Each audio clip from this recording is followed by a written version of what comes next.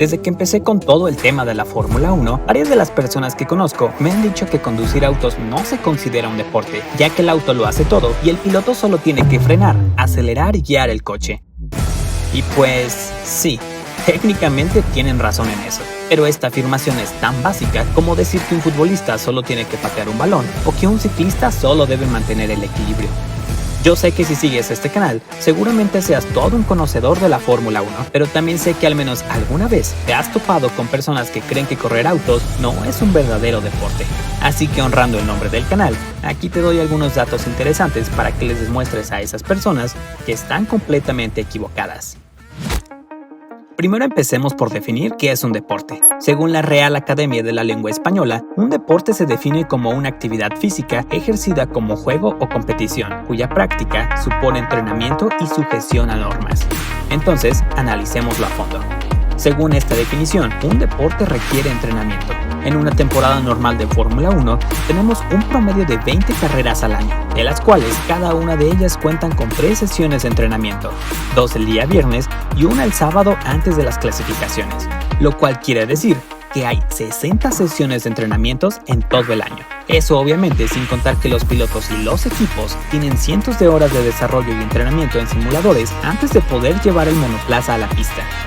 Un deporte también necesita normas o una reglamentación, y de eso se hace cargo la FIA o la Federación Internacional del Automovilismo, un organismo que se encarga de regular todas las categorías de autos, entre ellas por supuesto la Fórmula 1. Según la RAI, para que sea un deporte, se debe ejercer como un juego o competición. Los go-karts están dentro de la categoría del automovilismo y normalmente los niños lo empiezan practicando a forma de diversión. Claramente, ya en las grandes ligas se transforma en mucho más que un simple juego. Y si alguien te dice que la Fórmula 1 no es competitiva, seguramente no ha visto ninguna carrera. Luego tenemos que para cumplir como deporte debe haber actividad física. Así que no, el ajedrez no cuenta como deporte. Un piloto de Fórmula 1 aparentemente solo tiene que sentarse durante un par de horas, mover sus pies y sus brazos y dirigir el auto. Pero en realidad hay mucho esfuerzo detrás de esto. Para empezar, durante una carrera los coches alcanzan velocidades promedio superiores a los 250 a 300 km por hora, lo que supone que frenar o tomar una curva desde esas velocidades implica un gran esfuerzo para el piloto, sobre todo en la zona del cuello. Estamos hablando de un promedio de 4 Gs o incluso más, es decir, 4 veces el peso del piloto, y aunque las fuerzas G sean más complejas que simplemente multiplicar por un factor el peso de un cuerpo, es una muy buena referencia para darnos cuenta que si un piloto pesa 80 kilogramos o más, estaría soportando entre 320 y 400 kilogramos de fuerza. Esto es como si tuvieras a un karateca profesional pateándote el cuello en cada curva. Un humano promedio sin ningún tipo de entrenamiento puede soportar 4 o 5 Gs, pero por breves fracciones de segundo antes de desmayarse. Es por ello que los pilotos llevan a cabo un acondicionamiento físico en donde su principal entrenamiento es de los músculos del cuello. Si esto no te basta para que cuente como actividad física, chécate este dato.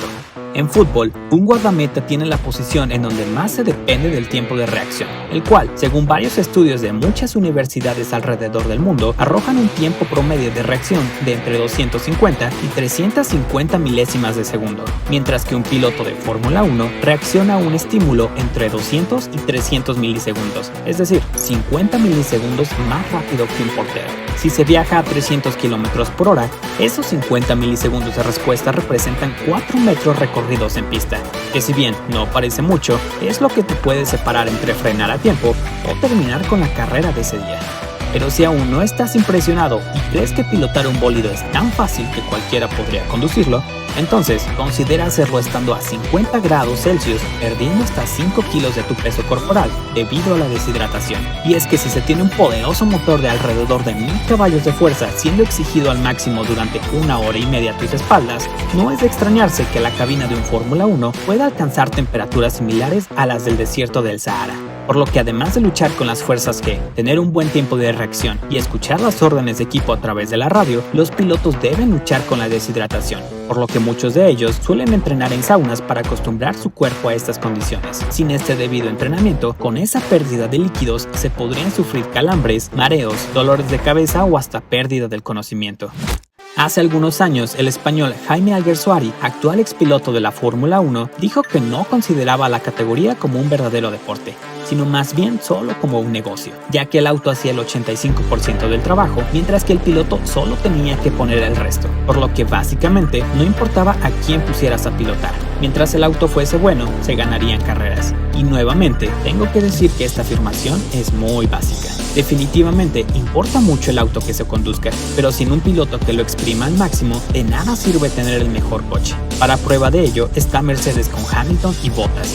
En numerosas ocasiones hemos visto que aunque Bottas tenga su mejor día, Hamilton casi siempre lo supera a pesar de que tengan el mismo coche. No digo que Valtteri Bottas sea mal piloto, pero Lewis Hamilton tiene ese extra que lo ha llevado a donde está ahora. Incluso la situación es todavía más marcada en el caso de Red Bull, en donde Max Verstappen prácticamente ha destrozado a sus últimos compañeros de equipo con el mismo auto. Tal como vemos a Leo Messi o a Cristiano Ronaldo en el fútbol ganando balones de oro, posiblemente no los ganarían si no estuviesen en los mejores clubes deportivos. Entonces, ¿por qué debería ser distinto en el resto de los deportes? Personalmente, encuentro desafortunadas las declaraciones que hizo Jaime Alguersuari, peor aún, siendo expiloto de Fórmula 1, porque nadie mejor que él debería saber el esfuerzo que implica estar ahí. Es verdad que actualmente hay muchos pilotos considerados de pago que están llegando a la máxima categoría, pero eso no es exclusivo de la Fórmula 1. En la mayoría de los deportes existen este tipo de polémicas, y aunque se les etiquete de esta manera, creo que si están jugando en estas ligas es porque tienen talento. Claro, algunos son mejores que otros, pero el talento existe. Las escuderías no se arriesgarían a contratar a un piloto que no dé resultados. Tarde o temprano, el dinero y la paciencia se agotan, dejando así solo a los mejores. Aunque en la carrera solemos pensar que el piloto es el único responsable, la Fórmula 1 está categorizada como un deporte de equipo, ya que detrás de él hay un montón de personas, desde los ingenieros que diseñaron hasta el último tornillo del monoplaza, hasta los responsables de las estrategias de carrera. Si uno de los miembros falla, las posibilidades de fracasar aumentan. Después de todo, una cadena es tan fuerte como su eslabón más débil. Actualmente quizá muchos crean que la Fórmula 1 no sea un deporte porque los pilotos no se juegan el físico como antes. Ahora si se encuentran involucrados en un accidente, tienen la fortuna de salir caminando y prácticamente ilesos. Pero eso no quita que siga siendo un deporte de riesgo y que implique una alta preparación no solo física, sino también mental. Y hablando de preparación mental, hay dos cosas importantes que deben de saber. La primera es que si quieren más videos como este, no olviden suscribirse a F1 for Dummies.